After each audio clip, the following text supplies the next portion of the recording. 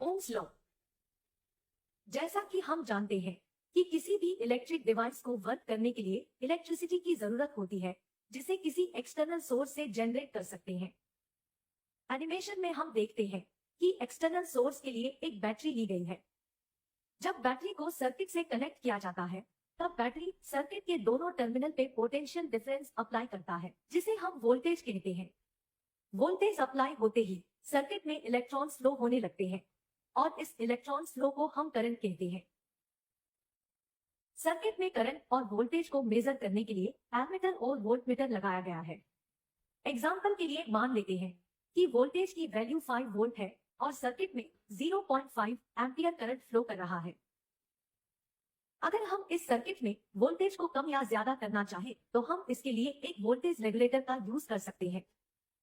Animation में हम देखते हैं कि जब वोल्टेज को कम करते हैं तो करंट की वैल्यू भी कम होती है और वोल्टेज को बढ़ाए तो करंट भी बढ़ने लगता है। दूसरे शब्दों में कहें तो करंट और वोल्टेज एक दूसरे के डायरेक्टली प्रोपोर्शनल है और इसी रिलेशन को हम ओम्स लॉ कहते हैं।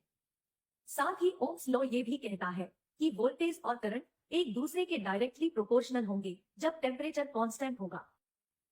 इस इक्वेशन को सिंप्लीफाई करने पर हमें प्रोपोर्शनैलिटी कांस्टेंट मिलता है, जिसे रेजिस्टेंस कहते हैं और इसकी यूनिट ओम होती है।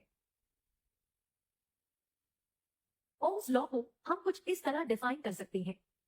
Ohm's law states that the voltage across a conductor is directly proportional to the current flowing through it, provided all physical conditions and temperature remain constant.